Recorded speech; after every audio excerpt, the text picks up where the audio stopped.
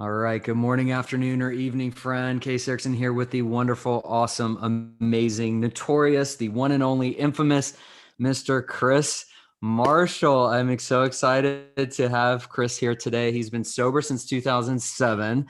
Chris is a national sober event producer. He's a mental health advocate and former licensed substance use counselor. He's based in Austin, Texas, and this is where I met him. In 2017, he founded Sansbar, which is the first sober bar in Texas, which seeks to offer support to individuals across the sobriety spectrum. He's a big believer in building community through events and through connections. And his alcohol-free bar in Austin offers live music, wide variety of mocktails. I've actually spoken there on a painful stand-up, a sober stand-up. I think we called it what, Sober Jokers.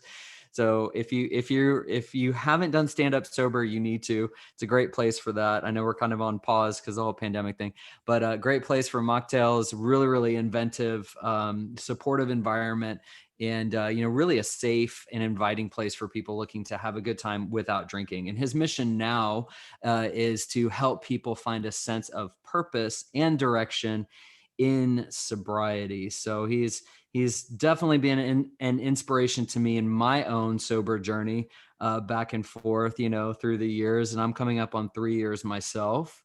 And I'm ecstatic to have him share his story and a little bit of background. So thank you so much, Mr. Marshall, for being here. Thank you for having me, Casey. I am so honored to be on this spot, and I mean that seriously. You know how much I'm a fan of Case Erickson, so this is a special treat for me. Yeah, I believe we first met at some. I think it was. I don't. Was it it was like a pop up. So kind of tell people a little bit of background. So the intention here is to get people into this space of I can have a life without alcohol, right? Mhm. So I don't care what community you're in. Like if you're in gay community, straight community, any community, like there's this particularly post pandemic, or we're in a pandemic, there's this notion of dependency on a substance, Mhm. a narrative that says I have to have this thing, or I need this to relax, or I need this to party, or whatever. So where in your process did you decide to get sober? Get a little background between when you got sober versus when you started to serve the recovery community. Yeah, I got sober when I was 23 years old, and being that young and stopping alcohol use, I was really disconnected from any group, any society, any kind of Mm-hmm. semblance of fun. I mean, alcohol had stopped being fun a long time ago, actually. It stopped being fun when I was 16.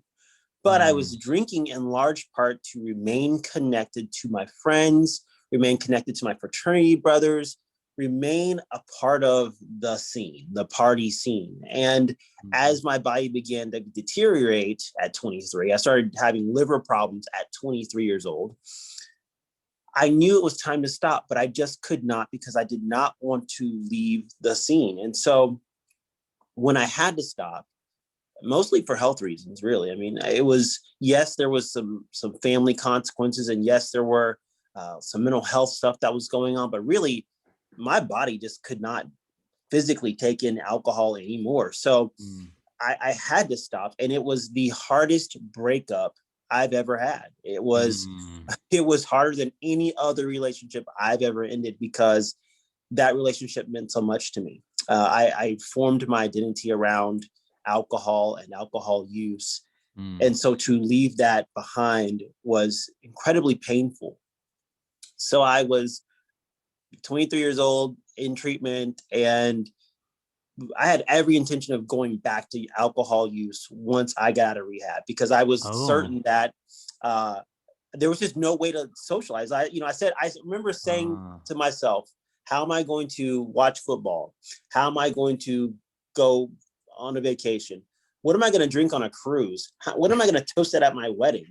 right. Like you're Yeah. taking away from me the one thing That's that life. means so much. Yeah.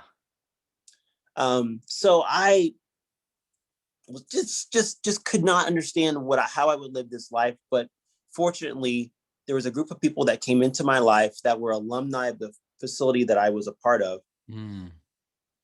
And these people were incredible. And they just wrapped me up and kind of dragged me along with them. We would go out Friday nights to a Mexican restaurant that had horrible, like the worst Mexican food ever in Houston.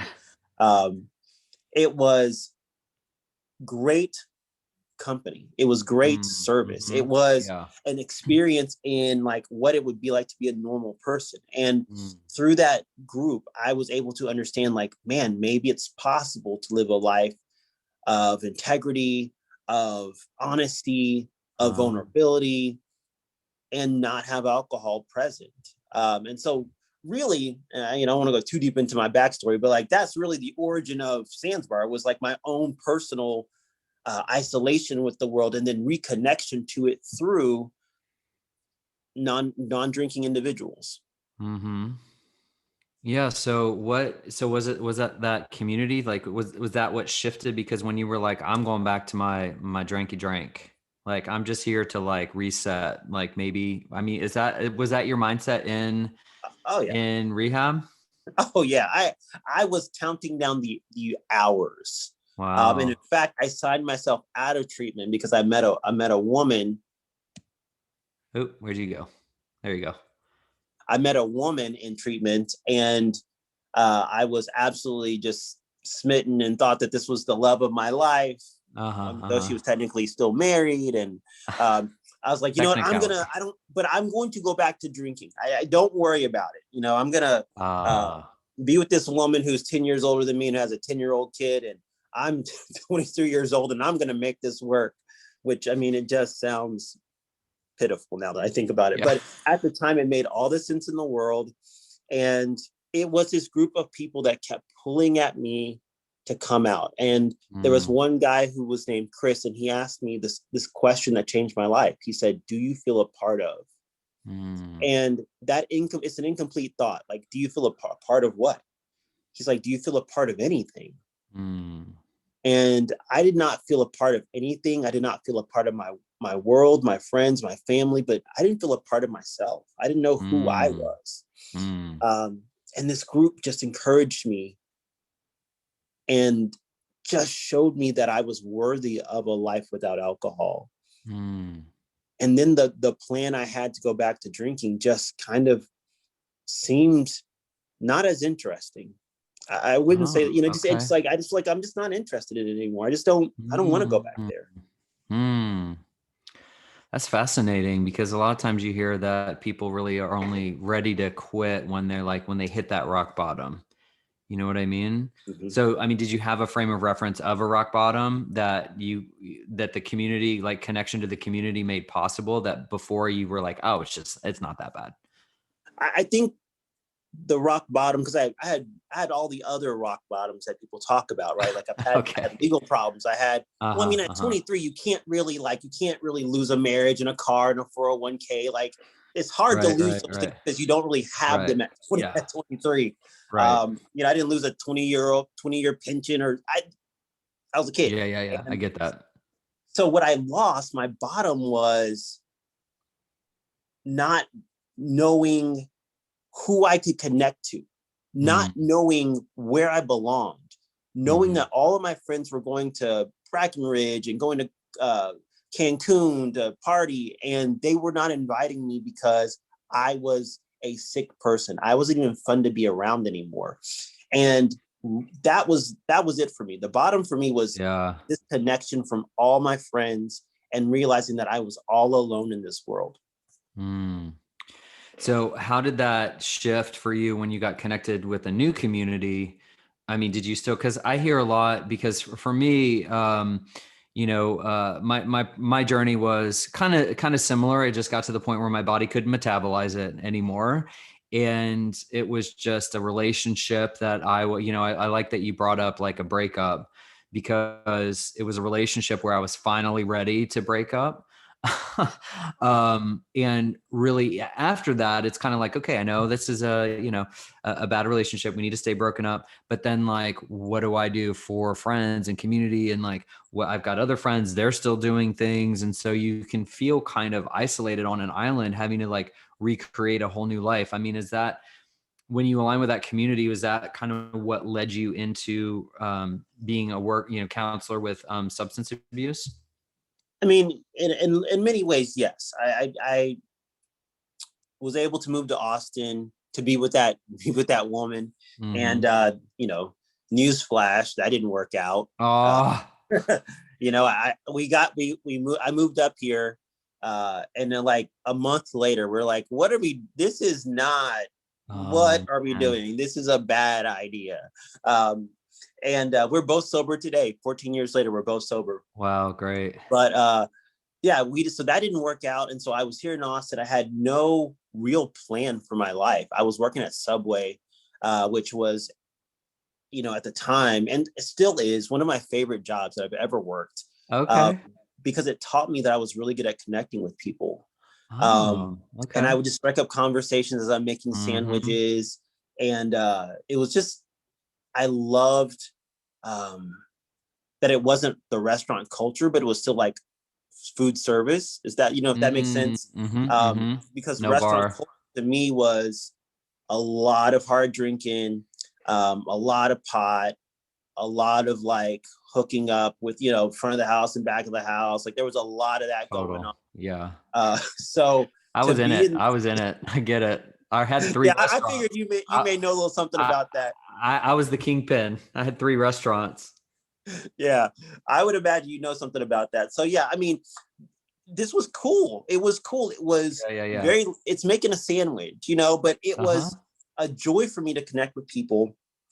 And we had a tip jar, and I was making more in tips almost than I was with my minimum wage salary. And Okay. Okay. um, it taught me that I was really, really good at this thing. So I don't know. I combined that with like just the experience I had with this group of people who just, again, just gave me this idea that connection is where it's at. Um, Yes. Became a counselor because, again, I had nothing else. So we went to ACC, realized I just need a few more college credits to get this counseling degree, and became a counselor. And all those skills of, kind of working at Subway with, uh, knowing what community can do for someone, uh, they just combined in this singular experience where I was just like, an alcohol-free space is what we need to do. We need to provide an Mm. alcohol-free space for people because they need to have the same opportunity at connection that I experienced. Mm. Yeah. So what was the timeline between when you were counseling to when you did your first pop up? So I had the idea for Sansbar in like 2015. I was, well into my counseling career at that time. Maybe 6 years at the time into my counseling career. I was really, really good as a counselor. I enjoyed my work, and I enjoyed the clients. I was working with dually diagnosed individuals, so people that had mental health diagnosis and substance use diagnosis. Uh-huh. Um, I loved that work. It was the best work. But I was continuing to see the same pattern where people would go into treatment, get better, and then like me, plan to go out, and they Mm. go right back Mm-hmm. out Mm-hmm. and do the They're like, same I thing. got this. I got this. Yes, Yeah. they got it, or they genuinely wanted to stop, but they would feel so lonely and isolated when they stopped. Right. Um, and so I had the idea in 2015, and I kept putting it on the back burner because I kept giving myself all these excuses as to why I wasn't qualified to do it. Mm. I had no bartending. I never tended bar once. Why would I own a bar if I've never tended bar? I drank at a lot of bars, but I never worked Right. behind one. Right. I had no real business experience. There were a million reasons why I should not make this a thing. But Mm-hmm. I ended up losing in 2017. I ended up losing like two clients to relapse, and the one that did it for me, the one that really helped me to understand how imperative this was an individual who had expressed weeks before they passed away, how they were a 30-something-year-old Austinite working professional who had a great job and a great career and just hated to be on the outside looking in and missed the old life, going downtown for drinks after work. And that person decided to go back out and try it again, and had an accident, and lost her life as a result of that. So yeah, I mean, that for me was like, okay, whatever fear you may be having, whatever you're afraid of, you have to try this. Even if you fail, you have to try. Yeah, because I mean, the worst case scenario is that you're left where you started. Right. You know what I mean? Just with Right. the story of failure, and we can reframe that story however we want. Like, oh, it's a learning experience. That's how I reframed a lot of my quote unquote failures. I'm like, no, I got like $100,000 education, started 3 restaurants, and I was fortunate enough to be able to sell them. But I mean, in terms of, I still kind of had the opportunity to look at it like a failure because I didn't take it. It wasn't like a nationwide franchise, and it was like, it was only moderately successful. It wasn't like, a quadrillion dollar, whatever the standard was. I had an opportunity to tell myself I failed or I fell short. But rather I'm like, no, I did it. And this is what I learned, and da, da, da, da. So I'm curious, like, what you've noticed in the recovery community for like 2020 and like getting into 2021, with people, like the increase in substance, because I noticed from the outside, like, oh, thank God, and seeing like actual statistics of, liquor sales increasing, and like everybody's buying alcohol, rushing to the thing because we're stuck at home and we can't just be by ourselves. We got to be out. We got to be busy. And I'm a big believer in meditation. And it's like, just because like, if you can't be with yourself, then that's like, you need to be with yourself. Yeah. Yeah. So what have you noticed in 2020 with people, like their coping skills or their lack of coping skills, or what's come up for you that you've noticed? I'm noticing much of the same. Unfortunately, we are living through something that has not happened in many people's lifetimes, right? Like, I think there's a handful of people that were, alive during the Spanish flu. It's unprecedented. And naturally, I think people turn to alcohol to numb this trauma that we were experiencing. And yeah, so I'm seeing the same things you're seeing, like the increased alcohol sales, the overdose deaths that are happening now because people were using opioids to numb out the pain, and they became severely addicted, and now they're looking at alternatives, and they're not versed in the drug world, so they're buying fentanyl thinking it's pills, and they're dying. I mean, it's really alarming, some of the things that we're seeing. And at the same time, there's a lot of hope. I've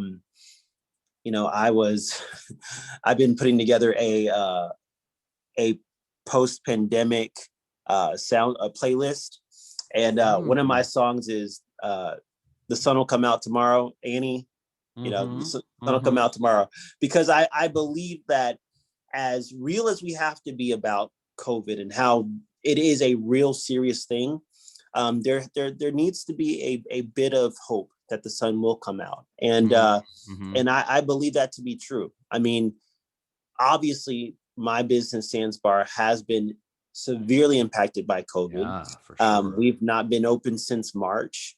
And that's been my call, and it's been hard because I see other bars open, I see other businesses open.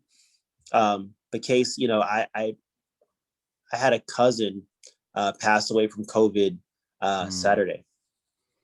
I'm sorry to hear. Yeah, it's unreal. It's not the first relative I lost to COVID, and so I recognize that we're all itching to get out, and me too. Like, I want my business to start back up. I want to start back with the comedy nights and I want it to, but never at the risk of someone's health and never at the risk of my Right. health. And so it's been tough, man. It's been really, really tough because in fact, Friday was supposed to be our opening, and I pushed it back because I knew my cousin was sick, and then he later passed away. Mm. It's just, it's hard. It's hard times, Case. Yeah. And so like wading those waters, I mean, both of my kids got COVID in October and made it through. But I mean, just that alone, having it in the house, and Mm-hmm. quarantining them and pretty much shoving food under the door. It was like that was intense. And my uncle passed away from COVID probably a month or so ago Mm-hmm. now. So I mean, it's definitely there, and it's recently we passed the 500,000 people Yeah. threshold. So, these intensities of life are just like coming to the surface. I mean, if you look at all the intensities from 2020 with just the political unrest, the racial division, all these things, like I mean, I feel like people who stayed sober through 2020 can stay sober through anything. Um, Really, really. I mean, you there's people know? who actually got sober during the pandemic, which Yeah, I know. I was following some of them. it just blows my mind that anyone could do that right now. I mean, it is beyond commendable. I think Mm-hmm. if I wonder how things would have gone for me if I wouldn't have been sober, this many years, because I just didn't have the skills very early on to Yeah. navigate stressful situations like this has been. Yeah. And I love how Russell Brand says in his book, I think it's just titled, is it titled Recovery? I think. Have you read it? Russell Brand. He defines addiction as relying on a source outside yourself to make life livable. Mm. So, he tends to kind of apply the 12 steps to any addictions, which is really like, oh man, which I noticed one thing in my life was quit the alcohol, then it's what, sugar, and it's snacking. And it's like, God, man, damn it. I'm going to be here forever working. And that's what I've gotten is like, yes, this is work. And it's peeling back the layers of all the things that are in the way of just our own true self, and not going into that world of coping and numbing and, mindless addiction, not checking out. It's really checking in and being with, yes, life is challenging and can be painful and hurtful, but are we going to stay down there and stay in the failure and stay in the, or are we going to look for opportunity? So one thing that I really loved about your journey, seeing on the outside, is seeing your alignment and your contribution in your service to the Luckiest Club, which I funnel a lot of people to as well. So tell me a little bit about Luckiest Club for anyone who hasn't heard. Yeah, so the Luckiest Club is a sobriety support community that is centered around alcohol recovery, but really is a space for all kinds of recovery. Founded by Laura McCowan. She wrote the book "We Are the Luckiest," which has just done wonders in this world. And Laura just started hosting meetings about a year ago, and Wow. what started as like 5 meetings a week turned into 23 a week. And I happen to be one of the hosts. And so I lead a Tuesday night meeting, and I also lead a newcomers meeting. And it's been great. I still identify as someone who utilizes the 12 steps, but at the same time, love this alternative because it has given me so many more tools that I didn't even realize that I needed. And it's been a callback to that early community when I first got sober. It is that kind of people calling you in and asking you to be a part of and asking you to join. I think that is an amazing benefit of the Luckiest Club. So yeah, I'm honored to just be and I feel like I am a leader, but at the same time, I'm just following along everyone else's growth journey. Mm-hmm. Well, I love that community even exists, because a lot of the times people have this preconceived notion of what the 12 steps is or Mm-hmm. are, what the 12 steps are. And so, whether or not their preconceived notion is true is irrelevant if it keeps them from doing the work. So Right. whatever gets somebody into a community who is of supporting you doing the work of sobriety. I mean, there are steps to sobriety. I mean, it's a process, it's a program. I mean, even my program isn't necessarily sobriety related. And it's like, if you're going to do the work to connect to yourself, you got to cut out the things that are in the way. Like alcohol is just in the way. You cannot tap out. You can't go unconscious. Right. So part of it is you're gonna be conscious and you're gonna be present. And alcohol is not a player in the protocol. Mm-hmm. It's just you can't work these processes to connect with yourself and continue on the substance use, I'll call it, and really that fine line of use versus abuse, and understanding the toxicity level of alcohol and really what it is on a I don't know, on a chemical level, for lack of better words, what it Mm-hmm. does to our chemistry, even one drink, how we're being kind of manipulated and marketed to of this, oh, one drink, oh, it's fun, it's light, and da da da da da. Chemically, it's no different than the ethanol that's in gasoline. Mm-hmm. So it just tastes different. It's got additives and filters, and so it's definitely a challenge to shift that mindset. But for me, I appreciated about what I appreciate about the sobriety journey, and I'm curious what you'd say is your number one thing. But my number one thing is being able to push my limits and almost act like I'm drunk. Like, so, because one time I was dancing in this club years ago, and my friends were like, is he drunk? Like, and I was just like, no, I'm just having fun. Like, to be that wild, like how wild, how crazy, how fully self-expressed can I be, so that I can tell the story of like, I don't need alcohol for anything. Like, Mm-hmm. what have you noticed that is the biggest benefit for you in your sobriety? Well, I don't want to I don't want to copy that, but I mean it is that it's the freedom. Mm-hmm. There is a great myth that you need alcohol to be smart, funny, sexy, playful, um, courageous, aggressive. I mean, anything All the that you. things.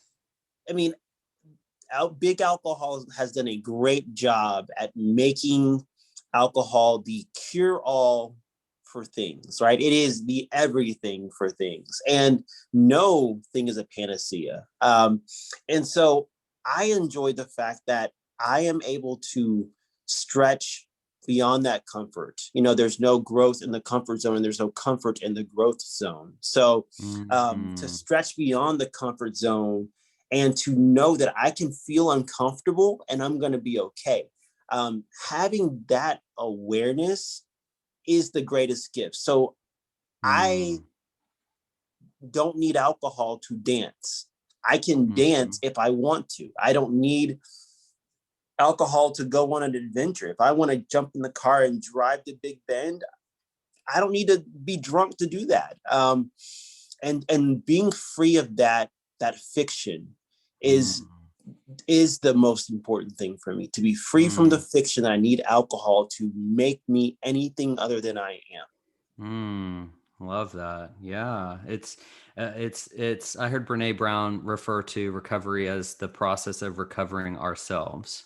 Mm, She's been sober, I think, for like 25 years or yeah. whatever. And so, Yeah. He's been, and when you mentioned belonging, also, it reminded me of her book, Braving the Wilderness. Have you read that? Yeah. yes. Really, Yes. really, Good really, stuff. really good. So I really love that. Just like you're so community focused and community centric, and it'll come back. It'll come back. You get your place back. Where I feel like we're on the home stretch of whatever the hell is going on here. I want to say that I believe we are. I think once the summer rolls around, things will be looking a little brighter. And Yeah. then by fall, I mean, I'm hearing people planning things and, traveling, and I believe that there will be an end date to this. I don't know when we all just throw the mask in the air like we graduated. like free the tatas, except Yeah, it's the just masks. up in the air, just burning a mask burning party. Yeah, I I'm don't think so either. I mean, I think masks are here to stay for a while, honestly.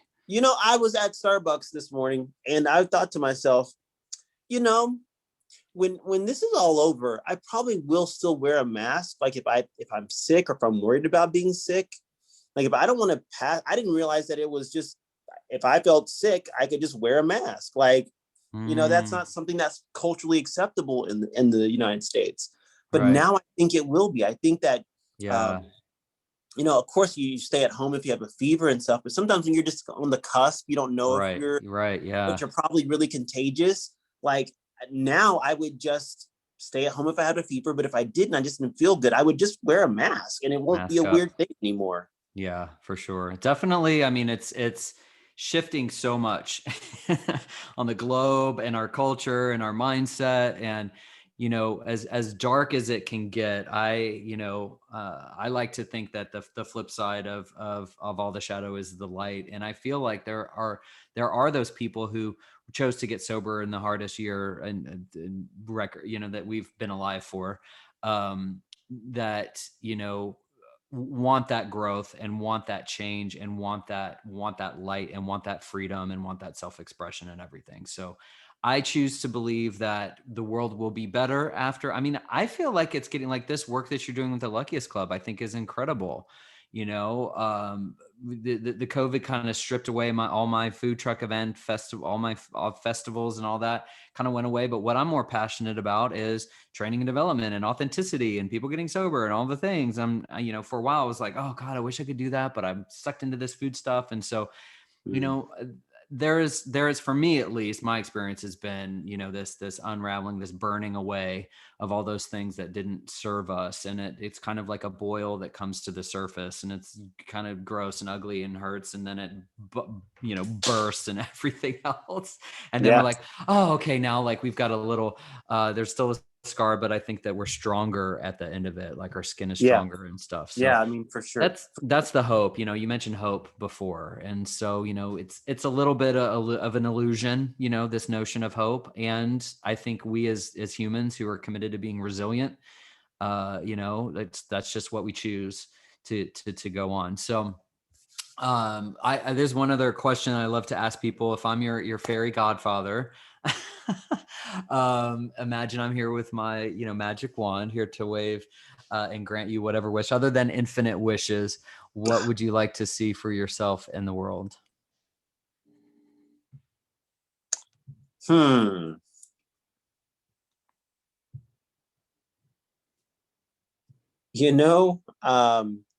My answer might have been a little different a week ago. But we just, at the time of this recording, we just got through this huge snowstorm here in Texas, which Yes. knocked out everything. And I would say clean drinking water for everyone.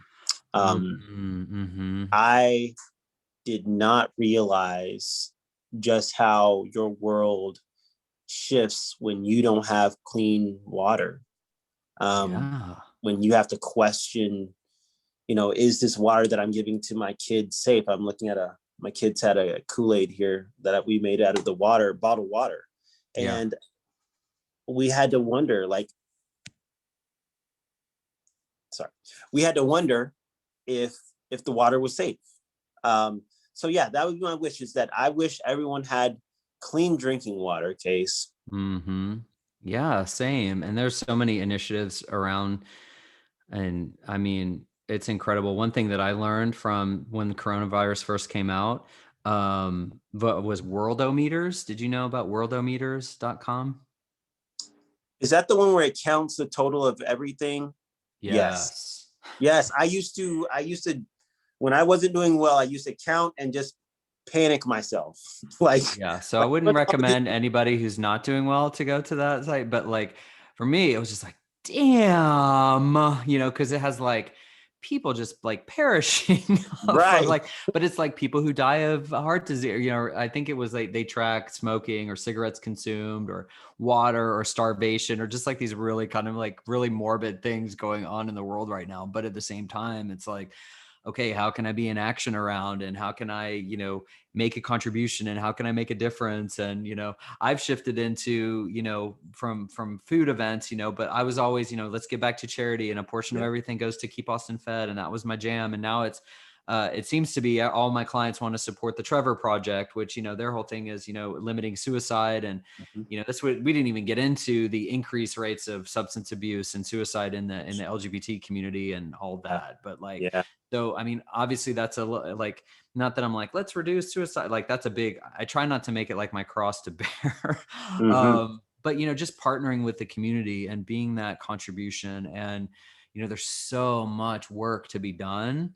That is, water. I mean, yes, I'm with you on that. It's just like water, basic human needs. It's crazy the amount of humans who don't even have enough water or food. That's it.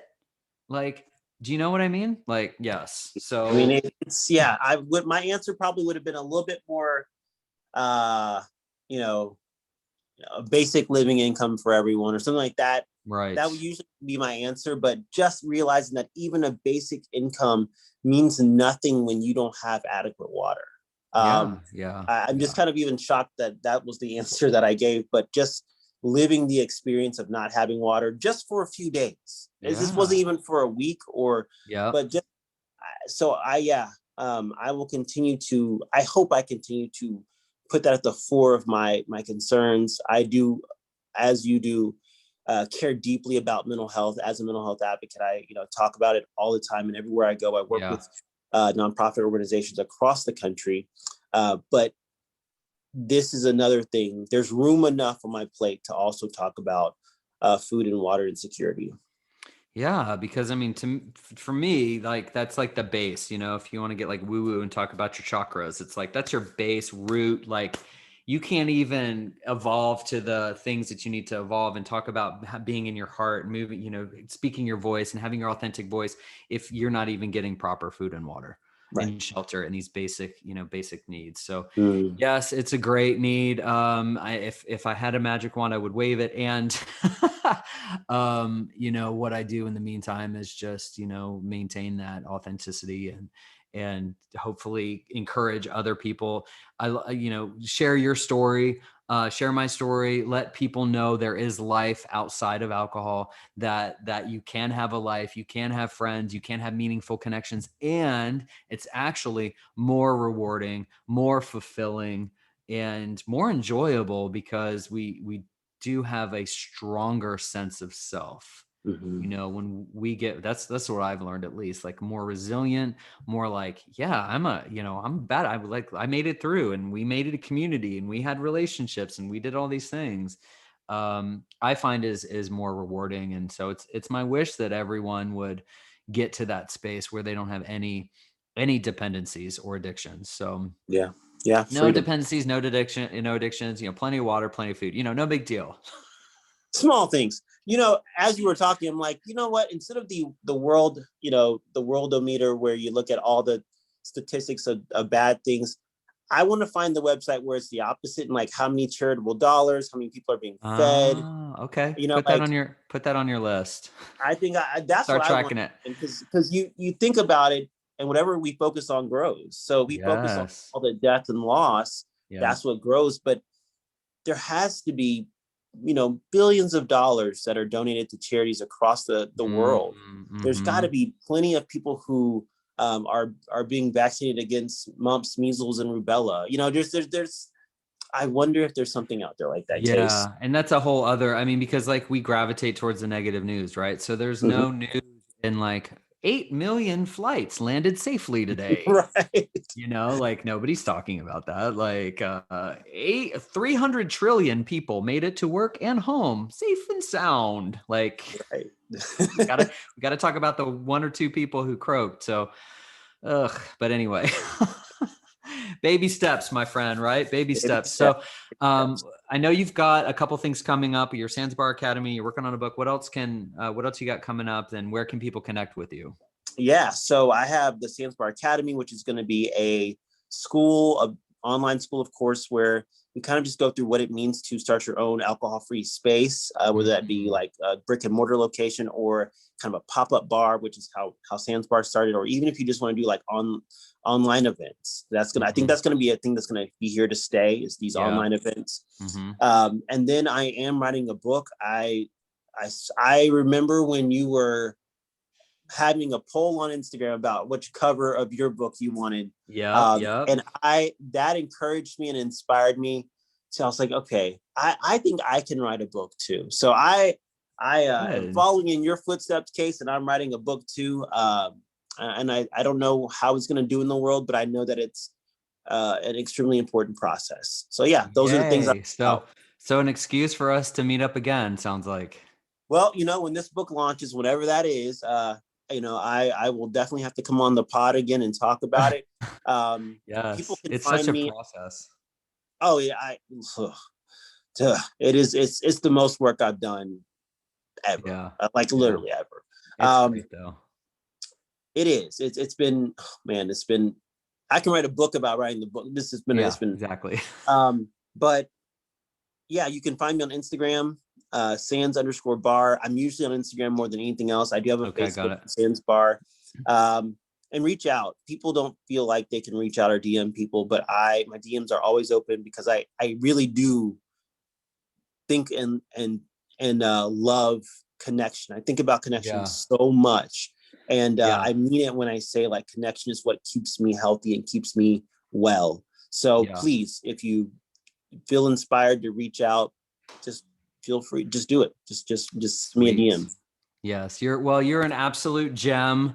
I'm so honored that of the 8 billion people, however many people there are in the world, that you and I bumped cross paths this time around, and are getting to share space and create things. And I just really, really look forward to what you're going to create next, what you're already creating, how you're contributing, how you're holding space for other people to be their authentic selves, how you're just a cheerleader for so many people and so many organizations and communities. And you're one of my most favorite people. So I am just so grateful that we got to hang out today. So thank you.